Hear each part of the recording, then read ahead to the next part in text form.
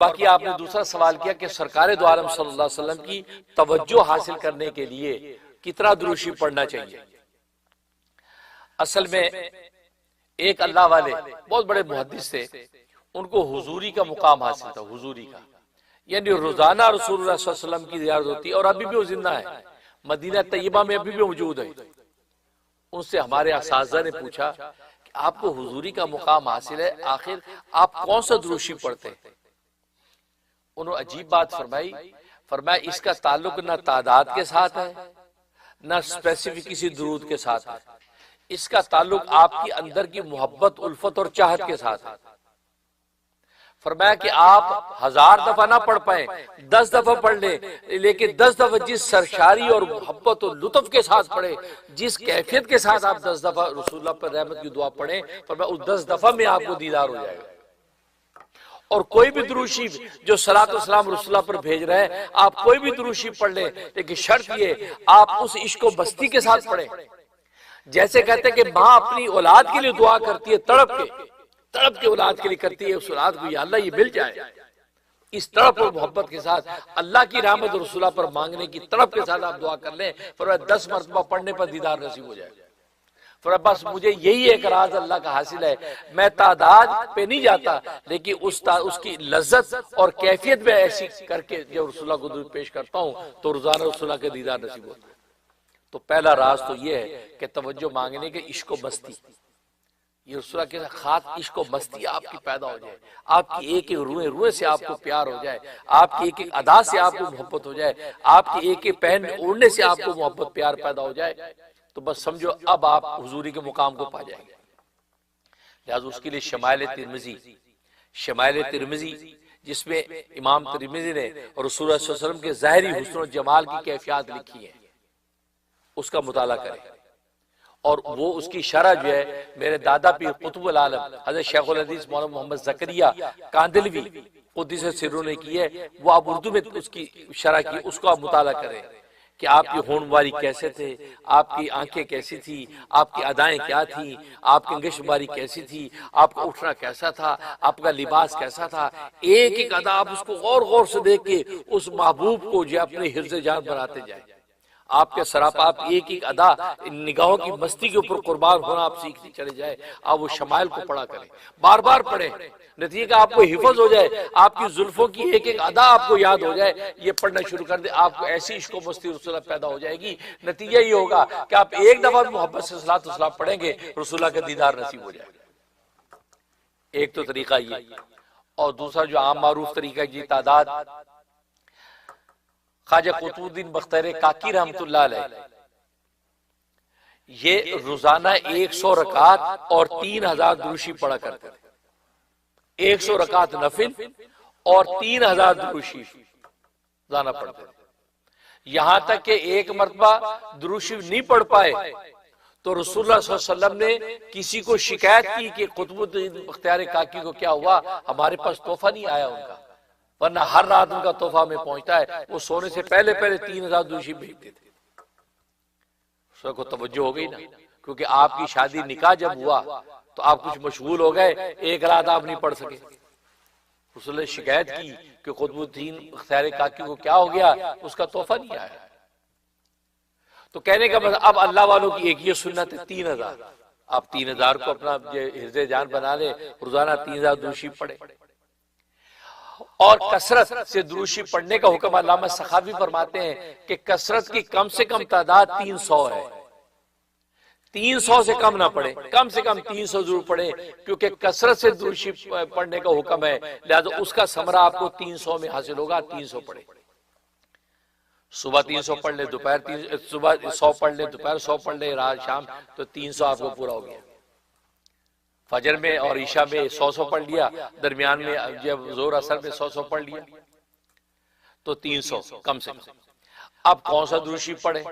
अब जाहिर है दुरूशी तो बहुत है, सलातो सलाम बहुत है। मैंने एक सलातो सलाम आपको दिया जो 10 लाख के बराबर है। अल्लाहुम्मा सल्लि व सल्लिम व बारिक अला सय्यिदना मुहम्मदिन नबील उम्मी व आली व साहबी अल्फ मर्रतिन। एक मरतबा पढ़े तो 10 लाख मरतबा शुमार किया जाता है। एक ये है। और इसी तरीके से मैंने जो पिछले दिनों के अंदर जो कहा था कि ये हमने 2 करोड़ पूरा करना है, और वो माशा 40 करोड़ दुरूशी पूरा हुआ था रबीउल अव्वल में। वहां मैंने जो दुरूशी तिलावत किया वो ये था, सल्लल्लाहु अला नबील उम्मी व आलिहि वसल्लम, सल्लल्लाहु अला नबील उम्मी व आलिहि वसल्लम। ये दुरूशी ये भी आप पढ़ सकते हैं। लिहाजा ये एक ही सांस के आप पढ़ लेंगे, सल्लल्लाहु अला नबील उम्मी व आलिहि वसल्लम, सल्लल्लाहु अला नबील उम्मी व आलिहि वसल्लम, सल्लल्लाहु अला नबील उम्मी व आलिहि वसल्लम। ये आप पढ़ सकते हैं, ये आप ज्यादा से ज्यादा जो है ये दुरूशी पढ़ सकते हैं। तो इस तरीके से आप जो है, और एक दुरूशी आता है कि जिसको जियारत के अंदर बड़ा दखल है, वह सल्लल्लाहु अला मुहम्मदिन नबील उम्मी। शबे जुमा में 2 रकात नफिल पढ़ के आप अगर ये दुरूशी 1000 दफा पढ़ लें तो रसूलुल्लाह का दीदार नसीब हो जाता है ख्वाब में। और ये फजाइल दुरूशी में हज़रत शेख ज़करिया रहमतुल्लाह लिखा है, और वो क्या है, सल्लल्लाहु अला मुहम्मदिन नबील उम्मी, सल्लल्लाहु अला मुहम्मदिन नबील उम्मी। ये 1000 पढ़ना है शब जुमा में। अगले शब जुमा से पहले रसूलुल्लाह का दीदार नसीब हो जाता है। ये पढ़ ले। तो गया कि मैंने कई सारे सीगे बता दिए, कोई भी एक दुरूशी आप हिफ्ज़ जान बना ले, नतीजा ये कि इंशाल्लाह रसूलुल्लाह सल्लल्लाहु अलैहि वसल्लम का आपको दीदार नसीब हो जाएगा। इस्लाह अहवाल हों और ऐसे मज़ामीन पता चलें कि जिससे मकसूद ये है कि हम जो है वो अपनी रूहानी की मंजिलें तय करें, तो इससे कोई फ़ख्र मकसूद नहीं है। तो ये जिक्र सिर्फ महज इस्लाह के लिए मकसूद है, इंसान बशर राह बनाता है। तो आज मुझे वाक़या याद आया, ये ग़ालिबन 93 या 92 का वाक़या है। तो मैं तैयबा मस्जिद block D north Nazimabad Karachi Pakistan, ये वहाँ पे मैं इमाम था। तो ग़ालिबन 89 में मैं वहाँ इमाम लगा था, तो वहाँ मैं इमाम और ख़तीब था। तो ये 92 और 3 की बात होगी। तो गया कि शुरू के 2-3 सालों का ये वाक़या है। तो मैं 5 वक्त का इमाम भी था, ख़तीब भी था, नमाज़ें पढ़ाता था। और तैयबा मस्जिद block D north Nazimabad Karachi Pakistan, ये एक बहुत बड़ी मस्जिद है। तो वहाँ पर सिलसिला चलता था। अब ज़ाहिर है कि मैं नया वहाँ इमाम हूँ, तो वहाँ जो मुक़्तदी हैं, मुक़्तदी हर मसलक के, हर फ़िरक़े के हैं। तो हर बंदा फाइंड आउट करने की कोशिश करता है कि मैं किस मसलक को फ़िरक़े का हूँ। हालांकि आप जानते हैं कि मैं मसलक व फ़िरक़ों का कायल नहीं हूँ। तो बस वो मैं हज़रत की उम्मत मुजद्दिद मिल्लत मौलाना शबली थानवी रहमतुल्लाह ताला का वो मौक़िफ़ कि आप अपने मसलों को छोड़ो ना, दूसरे के मसलों को छेड़ो ना, इस पे अमल करो। आपके अपने अपने इल्मी दलाइल है, अपनी मंजिल पे चलते रहें, दूसरे की टांग ना खींचे। नहीं तो ये है कि आज हमारे हिंदू पाक में इस लूट खसूट की वजह से जो है वो लेग पुलिंग, वो ये बरेलवी, ये देवबंदी, ये हदीस, ये चकड़ाली कर करके क्या हो रहा है, वो एक दूसरे की टांगे खींच रहे हैं। नतीजा ये है कि वो पूरा जो है तूफान बदतमीजी, एक दूसरे पगड़ियाँ उछालते हैं, और फिर इस फ़िरका वारियत की वजह से पाकिस्तान की साख को कितना नुकसान पहुँचता है। तमाम तरक्याती मनसूबे इल्मी और रूहानी और मादी सारे के सारे सबूताज होते हैं। एक दूसरे के साथ इंसान अदावतें पैदा करता है, कीना बोख से दिल गंदे होते हैं।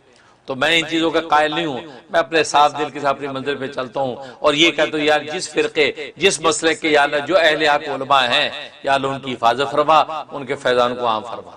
ये तो जुम्मों में मैं दुआएं करता हूँ। तो खैर अब मैं जो वो इमाम था, अब लोग आके सवाल करते थे, तो वो जमात इस्लामी के बहुत से लोग, बड़े अहम लोग वहाँ पे जो है वो नमाज पढ़ा करते थे उस मस्जिद में। तो बड़े मारूफ नाम उनमें, तो वो वहाँ नमाज पढ़ा करते थे, और लोग भी थे। तो ये इस तरह के सवाल मुख्तलिफ करते रहते थे मुझे, मैं हिकमत मोहब्बत से सबको जवाब देता था, और माशाअल्लाह बड़ा कामयाब, गोया कि मेरा कैरियर वहीं से मेरा कैरियर बना। तो गोया कि वो बड़ा मेरी ज़िंदगी की अहम दिन है सीखने सिखाने के। तो एक दिन मगरिब की नमाज से मैं फारिग हुआ, तो मुझे जो है एक शख्स ईशा की नमाज से फारिग हुआ, तो एक साहब मुझे मिले, अस्सलाम वालेकुम। कहाँ मिले कि मैं अपने घर आ गया। मैं घर जब आ गया तो पीछे से बेल बजाई किसी ने। जब बेल बजाई तो मैंने ऊपर से देखा तो अपने टेरिस से तो नीचे कुछ साहब खड़े। मैं खैर नीचे चला गया, हल्का हल्का अंधेरा था, तो मैं गया, जी कह जी इमाम साहब आपसे एक सवाल करना। मैं क्या? कहा जी मैं अभी मस्जिद में मैंने नमाज पढ़ी है, ये तैयबा मस्जिद में, आप गालिबन इमाम है वहाँ, तो वहाँ मैंने नमाज पढ़ी, तो वहाँ तबलीगी जमात आई हुई है। तो तबलीगी जमात आई हुई है, तो उनकी बातें मुझे समझ में नहीं आई, क्योंकि मैंने उनसे पूछा कि ये अस्सलातु वस्सलामु अलैका या रसूलल्लाह का ये जो सलातो सलाम है ये पढ़ना सही है, पढ़ सकते हैं? कहते नहीं पढ़ना, नहीं पढ़ना, ये सही नहीं है। उन्होंने मुझे यूं डांटा कि ये नहीं पढ़ना। तो मुझे समझ में नहीं आई कि ये नबी पाक सल्लल्लाहु अलैहि वसल्लम पर सलातो सलाम है और वो क्यों मना कर रहे हैं? वो कह रहे नहीं पढ़ना, ये नहीं पढ़ना, और ये नमाज वाला दुरूद इब्राहिम ये पढ़ा करो। कहते वो तो खैर मैं कहता पढ़ता ही हूँ, लेकिन ये भी मैंने एक बुजुर्ग थे मलीर के अंदर, मैंने उनसे सुना था कि अस्सलातु वस्सलामु अलैका या रसूलल्लाह जो है ये सलातो सलाम पढ़ा करो। तो मैं पढ़ता होता था, तो मैं उनकी तालीम में बैठ गया, तो मैंने उनसे ये सवाल पूछ लिया, ये बात उसने की। तो मुझे जब उन्होंने ये जवाब दिया तो मुझे बड़ी परेशानी हुई कि यार ये क्या कह रहे हैं।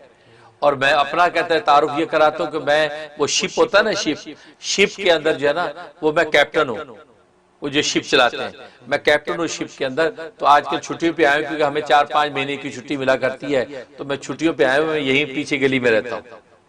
मैं कहा अच्छा। कहते ये सवाल है मेरा, तो आप क्या कहते हैं? अच्छा, मेरा तो मिजाज ये था कि मैं मोहब्बत से और हिकमत से इल्म से जवाब देने की कोशिश करता हूँ, ताकि जो है किसी का दिल टूटे ना, दिल खराब ना हो, लेकिन मंजिल भी मिल जाए।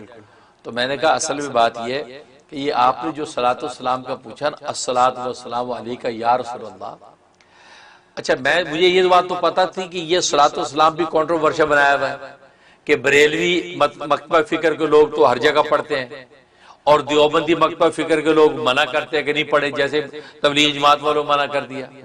अब मैं खुद जो है उलमा देवबंद का जो है वो शागिर्द हूँ और देवबंदी मसलक का आदमी हूँ। अब जो है अब मैं उसको, लेकिन सलातो सलाम का मामला है और नजाकत इसमें बहुत है, उसके अंदर किसी को बेअदबी क्या उसका तसव्वुर भी आपके ईमान को ले उड़ेगा।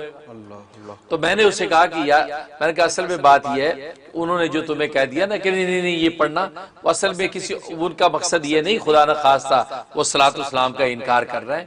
असल में बात ये कि ये सलातो सलाम जो है ना, अस्सलातु वस्सलामु अलैका या रसूलल्लाह का, ये सलातो सलाम इतने ऊंचे दर्जे का है, इतने ऊंचे मुकाम का सलातो सलाम है कि ये रोजा अक़दस पर जाकर ही पढ़ा जाता है। अल्लाह, इसका मुकाम बहुत ऊंचा है, लिहाजा बहुत ऊंचे मुकाम पर ही पढ़ा जाता है। क्या तो रसूलुल्लाह सल्लल्लाहु अलैहि वसल्लम वहाँ रोजा अक़दस में मौजूद है, वहां जाकर ही हर आदमी पढ़ता है अस्सलातु वस्सलामु अलैका या रसूलल्लाह, अस्सलातु वस्सलामु अलैका या हबीब अल्लाह, अस्सलातु वस्सलामु अलैका या नबी अल्लाह। तो मैंने कहा हर आदमी वहां पढ़ता है। क्यों? मैंने कहा देखो, जब कोई इबादत बहुत आला और खास होती है उसकी शरायत भी आला और खास होती है। मैं कहा जुमा देखो, जुमा एक बहुत स्पेशल इबादत है, लिहाजा उसकी खास शरायत है कि वो जुमे के दिन में और जोर के वक़्त में और इन शरायत जामे मस्जिद में और इस तरीके से अदा की जाएगी। मैं कहा आप घरों में जुमे नहीं पढ़ सकते हैं, जहाँ चाहे जुमा पढ़ दिया, बगैर खुतबे में पढ़ दिया, नहीं, उसकी शरायत है। तो मैं कि इसी तरीके से, लेकिन जोर कहीं भी पढ़ सकते हैं, लेकिन जुमा जोर से बढ़कर एक खास इबादत है। तो इसी तरीके से ईद की नमाज मैं कि स्पेशल खास इबादत है, वो खास दिन में, खास वक्त में, खास शरायत के साथ उसी वक्त पढ़ी जाती है। ये नहीं कि ईद आप रोजाना ईद पढ़ते रहो, नहीं होगा। बिल्कुल इसी तरीके से मैं कि हज की इबादत कितनी ऊंची इबादत है, इतनी खास इबादत है, जिंदगी में एक दफा उसके लिए अल्लाह तबारक व तआला ने खास शरायत रखी है कि वो मक्का ही के अंदर होगी और इन शरायत के साथ होगी, इन अय्याम में होगी, रोज कर भी नहीं सकते। आप सोचे यार आज का रश नहीं, जाके मैं मीना अरफात घूम के आ जाता हूँ, वो बस सैरो सवात होगी, आज नहीं होगी। मैं कि बिल्कुल इसी तरीके से अस्सलातु वस्सलामु अलैका या रसूलल्लाह का जो दुरूद शरीफ है, ये इतना आला और रफ़ा मुकाम का है कि जिसको सहाबा इकराम अपनी जबानों से नबी की मौजूदगी में पढ़ते रहे, ये वो सलातु सलाम है। और नबी सुनते थे सलातु वस्सलामु अलैका या रसूलल्लाह, सहाबा बोल रहे हैं, किताब हदीस किताब में मारा है, लेकिन ये इतनी ऊंची दर्जे का दुरूद शरीफ, ये ऊंचे मुकाम यानी रोजा अक़दस पर ही जाके पढ़ा जाता है, इसके वो आदाब है। ये किसी और मुकाम पे पढ़ेंगे तो इसका मतलब आप इस सलातो वस्सलाम के जो है दुरूद शरीफ की उस अजमत का लिहाज नहीं कर पाएंगे। तो उन तबलीगी जमात पर जो आपको मना किया कि नहीं पढ़ना, उनका मकसद ये कि यहाँ नहीं पढ़ना भाई, ये बहुत ऊंचे दर्जे की गोया की इबादत है, ये रोजा अक़दस पर ही जाके पढ़नी है। तो ये वहां पे करना है, इसलिए वहां पे ये करने का सलाम है, यहाँ पे हर जगह पढ़ने का नहीं है कि हर जगह पढ़े। और वजह ये फिर मैं कि इसके अंदर कंट्रोवर्सी शुरू होती है दूसरी कि जो वो मसालिक के अंदर पैदा होती है, मैं उसके अंदर मैं नहीं जाता। एक बार मैं तुम्हें ये बता रहा हूँ कि अस्सलातु वस्सलाम अलैका या रसूलल्लाह ऊंचे दर्जे का दुरूद शरीफ है, वो बहुत ऊंचा मुकाम जो रोज़ा अक़दस का है वहां पे पढ़ा जाता है। बहुत जबरदस्त। अच्छा, वो इतना खुश हुआ, कहता है जज़ाकल्लाह, माशाल्लाह आपने दिल खुश कर दिया कि जब मैं सलातो सलाम की इतनी अज़मत है कि ये उस मुकाम ही के लिए खास है, माशाल्लाह, अल्लाह आपको जज़ाए खैर दे। और मैं खाम को उनके बारे में जमात के लोग, मैं कि वो बेचारे आम लोग हैं जो दीन सीखने निकले हैं, उन्होंने जो सुना था कह दिया, उसके हकायक आपको नहीं समझा सके, कोई बात नहीं। ये उन्होंने सलाम किया और सलाम करके चला गया। वो चला गया।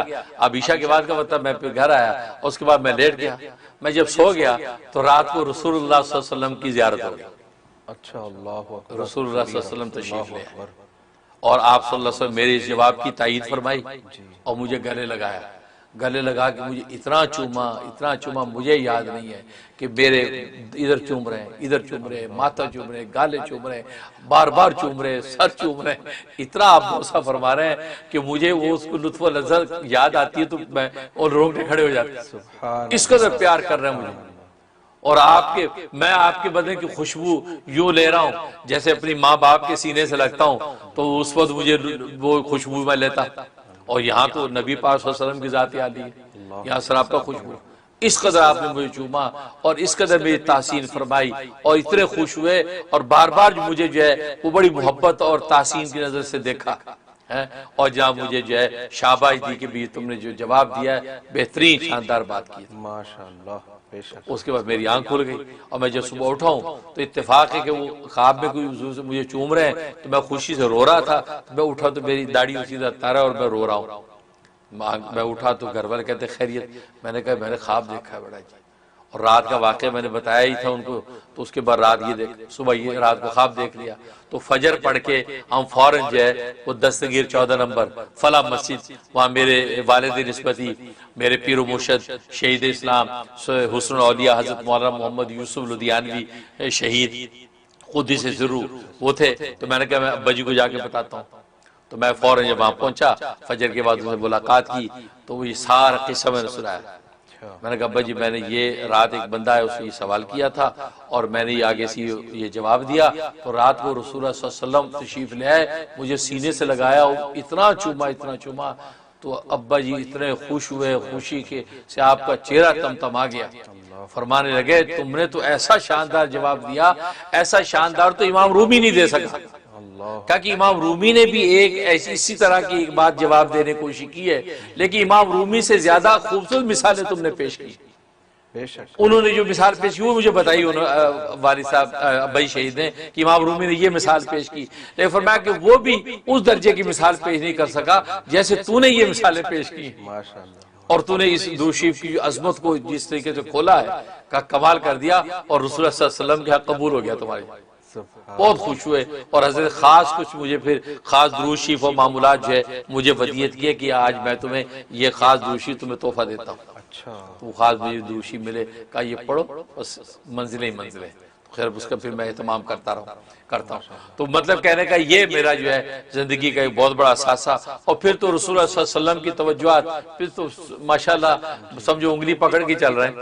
तो फिर तो अल्हम्दुलिल्लाह अल्लाह की रहमत। लेकिन मैं जाहिर है अपने इस तरह के ख्वाब रसूलुल्लाह सल्लल्लाहु अलैहि वसल्लम के हवाले से बयान करने से हेजिटेट करता हूँ, बयान नहीं करता। और लोग मेरे बारे में देखते हैं वो मैं सुन लेता हूँ, लेकिन खुद जो है मेरा मिजाज नहीं है कि। लेकिन ये कि आप बीती के अंदर एक बड़ा अहमियत का हामिल एक मसला था और बहुत अहम टॉपिक था। अच्छा, उसके बाद क्या हुआ, दूसरे दिन असर के वो साहब फिर आए, कहने लगे जी अस्सलाम वालेकुम, रात जब आपने मुझे जवाब दिया था ना, अच्छा रात भी उसने मुझे कहा कि हजरत लगता आपके पीर कामिल है। उसने मुझे ये बात की, लगता आपके पीर कामिल है, ये पीर कामिल का फैज है। ये क्या जवाब दिया आपने, ये पीर कामिल का फैज है, ये कह के चला गया था। अगले दिन असर में आया, असर की नमाज पढ़ी, मुसाफा किया कि हजरत मुझे यकीन हो गया कि आपके पीर कामिल हैं, मुझे आप अपने पीर और मुर्शिद के पास ले चले, मुझे उनसे बैत होना है। अच्छा, मैंने कहा अच्छा, मैं कहा चलो। मैंने तो तैयार किया, मैं क्या आज मगरिब पढ़ के ना हम चलते हैं। अब मगरिब की नमाज उन्होंने तैयबा मस्जिद में पढ़ी और उन साहब को मैं लेके चला। मैं दस्तगीर 14 नंबर अब्बा शहीद के पास आ गया। तो अब्बा जी मगरिब पढ़ा के जो है घर चले गए थे। तो मैं घर पहुंच गया तो मैंने कहा अब्बा जी एक साहब हैं तो वो आए हैं तो आपसे मिलना चाहते हैं और वो ये बैत होना चाहते हैं। अच्छा, मुझे पता था अब्बा शहीद जो है वो दाढ़ी मुंडों को बैत नहीं करते, दाढ़ी वाला हो दाढ़ी मुंडे को बैत नहीं करते, बल्कि नौजवानों को तो कहते 4 महीने पहले तबलीग में लगा के आओ, 4 महीने लगाओ फिर बैत करूंगा। अब लेकिन अब इससे दरखास्त की, अब जो है वो बैठक खोल दी, बैठक में बिठा दिया तो अब्बा जी आ गए। तो वो कैप्टन साहब मिले, बैठ गए। मैं कहा ये साहब है तो ये बैत होना चाहते हैं। तो हज़रत फरमाया कि अच्छा मजे की बात, मैंने वो जो वाक़े अब्बा जी से शेयर किया था मैंने सुबह, मैं ये बताना भूल गया कि ये अब्बा जी ये वही आदमी है, अच्छा ये वही साहब है। मैंने कहा बताऊंगा तो, लेकिन वो अब्बा जी आ गए, फिर उनकी एक हैबत, फिर वो मेहमान भी आ गए, तो मैं बता नहीं पाया कि अब्बा जी ये साहब से जो सवाल करने आए। मैं कहा चलो मैं बैत हो जाए फिर बताता हूँ। तो अब्बा जी ने कहा बैत। तो हज़रत ने देखा उसका चेहरा, देखो तो क्लीन शेव। तो हज़रत ने देखा चेहरा, देखा तो मेरी तरफ देखा। तो मैंने कहा अब्बा जी ये बैत होने के बड़े ख्वाहिशमंद हैं तो बैत कर लें, इंशाल्लाह जो है ये दाढ़ी रख लेंगे। मुझे पता था कि हज़रत ये क्यों देख रहे हैं मुझे। तो हज़रत उनको देखा, हाँ मियाँ दाढ़ी रखने का अहद करते हो? तो मौलाना मुनीर सिफारिश कर रहे हैं फिर मैं तुम्हें बैत करता हूँ। उन्होंने कहा जी हज़रत बिल्कुल। मैं कहा कि रसूलुल्लाह सल्लल्लाहु अलैहि वसल्लम की सुन्नत चेहरे पे सजाओगे नहीं तो रसूलुल्लाह सल्लल्लाहु अलैहि वसल्लम की मोहब्बत का रास्ता कैसे तय होगा, है? तो दाढ़ी रखोगे ना? कि जी मैं अहद करता हूँ दाढ़ी रखूँ। हज़रत ने हाथ में हाथ दिया, बैत किया। बैत करने के बाद ये उसने कहा जी मामूलात, हज़रत तुम्हारे मामूलात सिवाय दुरूद शरीफ के कुछ नहीं, तुमने शबो रोज सुबह शाम दुरूद शरीफ पढ़ना। यानी अब आप देखें कैसी बुजुर्गों का कश्फ, हालांकि अभी बताया नहीं। अच्छा वो साहब ज़ाहिर है वो एक ऐसे मकबा फिक्र या एक ऐसे माहौल से आए थे जो सलातो सलाम दुरूद शरीफ के बड़े आशिक दीवाने थे। तो हजरत ने भी इत्तेफाक से कहा कि आपने हर वक्त दुरूद शरीफ पढ़ना, हालांकि जानते बैकग्राउंड कुछ नहीं है, कुछ भी नहीं, कुछ भी पता नहीं है। हजरत ये बात कही तो वो बड़े हैरान हुए कैप्टन साहब कि जी हजरत। और क्या हजरत फरमाया कि खादी वक्त में हर वक्त दुरूद शरीफ पढ़ना है और तुम्हें हर 15 दिन में मुझे आके रिपोर्ट देनी। आप यकीन करें वो वही डी ब्लॉक में रहता था, उससे मैं नमाजों में आता था, उससे दुरूद शरीफ पढ़ना शुरू कर दिया। उसने 3 दिन के बाद मुझे कहा कि हजरत मुफ्ती साहब मैं जो है नमाज रोजे फराइज के अलावा हर वक्त दुरूद शरीफ पढ़ता हूँ और दुरूद शरीफ पढ़ते पढ़ते इतनी लज्जत अब तो महसूस होने लगी है कि किसी वक्त भी दुरूद शरीफ छोड़ने को दिल नहीं करता। उसकी हकीकी चाशनी महसूस होती है। और आप यकीन करें वो डी ब्लॉक पे फुटपाथ पे चल रहा होता था सड़क पे और जो दीवानों के सर नीचे होता था, अल्लाहुम्मा सल्ली अला मुहम्मद व अला आलि मुहम्मद। ये बस ये आहिस्ता आहिस्ता उसकी दाढ़ी बढ़ गई, उसका जनाब लंबा कुर्ता और उसकी सर पे टोपी, उसका हुलिया ही सुन्नत के अंदर बदलता चला गया। और अभी मैं समझता हूँ 3 या 4 हफ्ते गुजरे होंगे उसकी जिंदगी बदल गई, इतनी दाढ़ी। 15 दिन के बाद हजरत को मिला तो हजरत ने फरमाया कि मियाँ कौन? कि हजरत मैं वही हूँ जिसको आपने सलातो सलाम पढ़ने का कहा है, बस सलातो सलाम ने मेरी जिंदगी बदल दी। हर वक्त दुरूद शरीफ पढ़ता हूँ और मैं कहां से कहां पहुंच गया।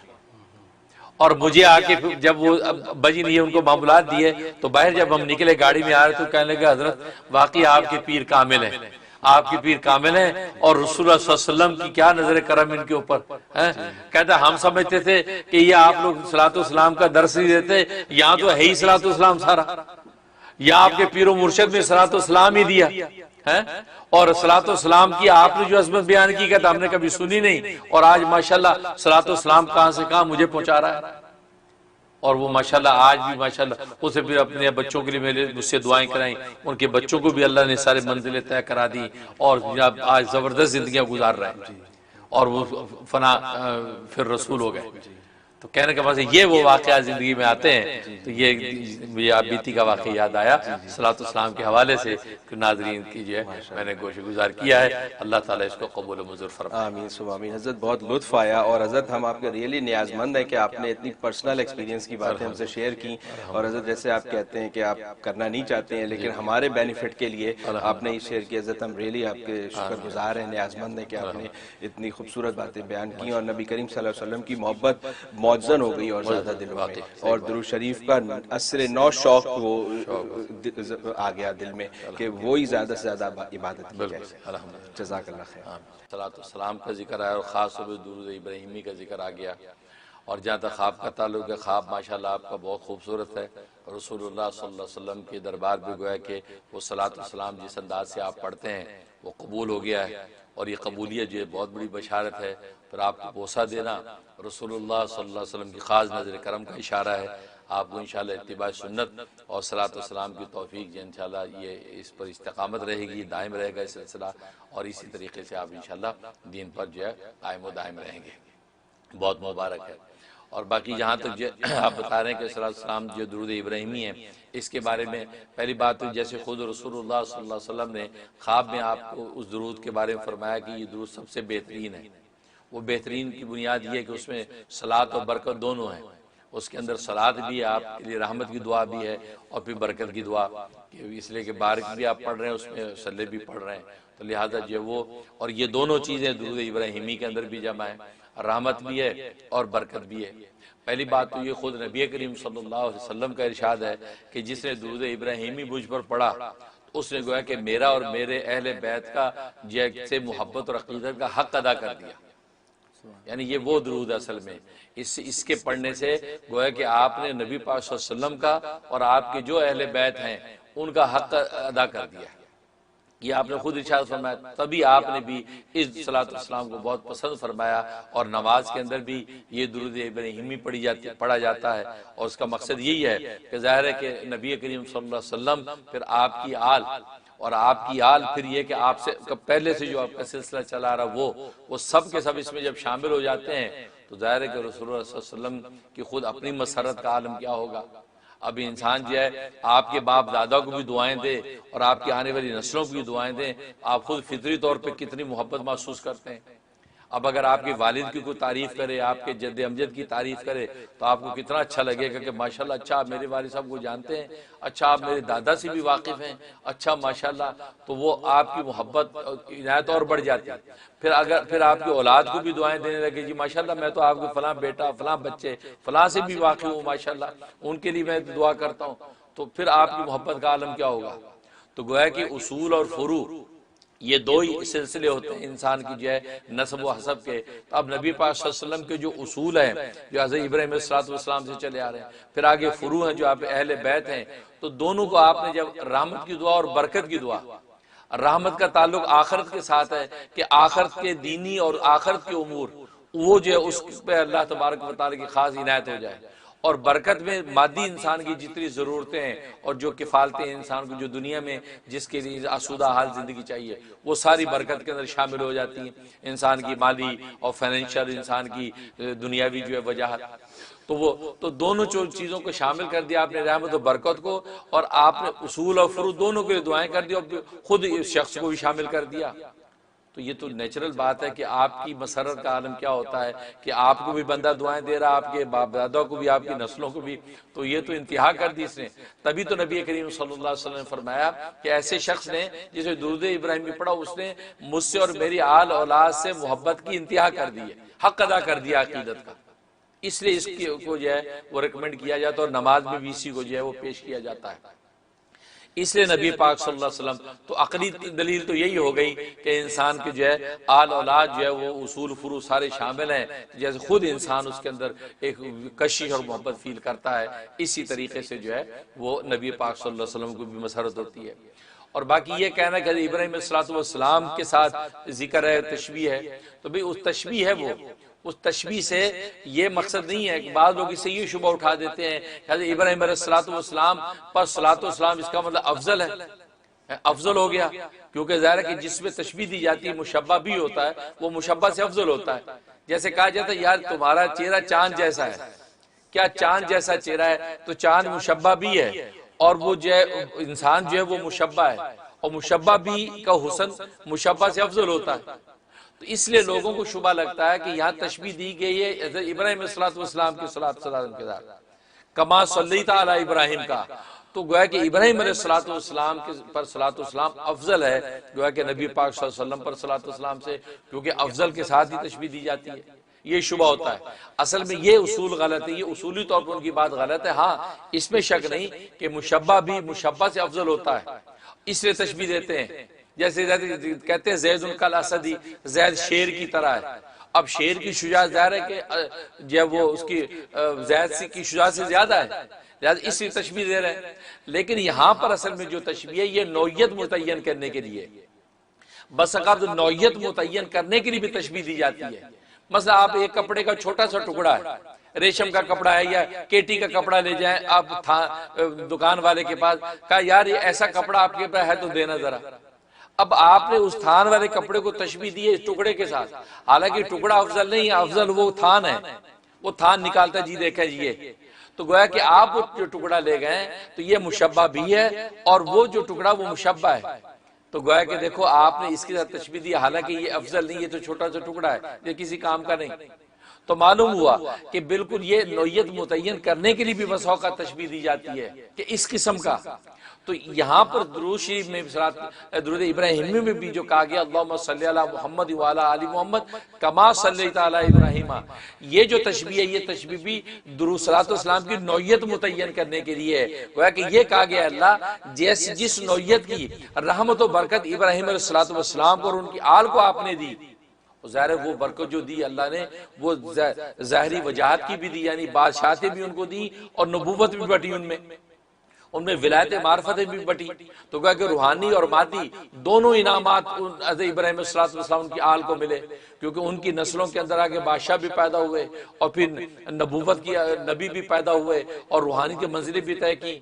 तो गोया कि उसी नौयत की सलातो सलाम नबी पाक मांग रहे हैं कि या अल्लाह मेरे और मेरी आलो औलाद के लिए भी अल्लाह उसी तरह की उसी नौयत की जो है वो रहमत और बरकत अता फरमा कि मादी खजाने भी खूब हो और रूहानी खजाने भी खूब हो। ये मतलब है। तो सलातो सलाम की नौयत मुतय्यन करने के लिए हज़रत इब्राहिम के साथ तशबीह दी है, अफज़लियत में तशबीह नहीं है, ये नौयत मुतय्यन करने के लिए और ज़ाहिर है कि नौयत मुतय्यन करने के लिए भी तशबीह दी जाती है।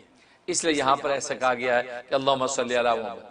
अब यहाँ पर एक और चलते चलते शुबा दूर कर जाऊं, बाद लोग पूछते हैं कि ये दोनों दुरूद पढ़ना जरूरी है या अगर इनमें आधा पढ़ लें एक पढ़ लें दूसरा ना पढ़े तो ये चलेगा? तो जवाब ये हाँ ये भी सही है। या मुफ्ती आज़म हिंद हज़रत मौलाना मुफ्ती किफ़ायतुल्लाह साहब देलवी रहमतुल्लाह अलैह इसकी भी इजाजत दी है कि आप ऊपर का अकेला पढ़ लें सलात सलाम सलाम वाला, वो सलात का हिस्सा पढ़ सकते हैं, अल्लाह बारिक वाला छोड़ सकते हैं। अगर आपको कोई विर्द वजीफा करना है ये भी कर सकते हैं, तो लिहाजा उसकी भी इजाजत। और मैं कहा करता हूँ अगर आप ये कहते हैं कि उसको शॉर्ट करना है तो मैं कहता हूँ कि दोनों को मिला भी सकते हैं। आप ऐसे कर सकते हैं अल्लाहुम्मा सल्ली व बारिक अला मुहम्मद व अला आलि मुहम्मद कमा सल्लैता व बारकता अला इब्राहीम व अला आलि इब्राहीम इन्नका हमीदुम मजीद। तो अगर दोनों को इकट्ठा कर दिया, मर्ज कर दिया, तो वो आपका वक्त भी बचा और वर्द वजीफे के अंदर जो है आप ज्यादा से ज्यादा भी पढ़ सकते हैं, क्योंकि सल्ले बारिक इकट्ठा कर दिया अल्लाहुम्मा सल्ली व बारिक अला मुहम्मद व अला आलि मुहम्मद कमा सल्लैता व बारकता अला इब्राहीम व अला आलि इब्राहीम।